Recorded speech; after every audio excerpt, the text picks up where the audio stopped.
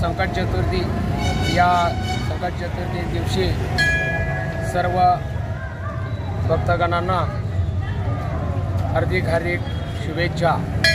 आज या लोणंद शहरामध्ये मध्यवर्ती ठिकाणी असणारं गणपतीचं मंदिर आणि या मंदिरामध्ये येणारे सर्व भावी भक्त अगदी श्रद्धेने गणपतीची पूजा अर्चा करतात आणि या गणपतीचं दर्शन घेऊन आपलं सर्वांना समाधान लाभत आहे।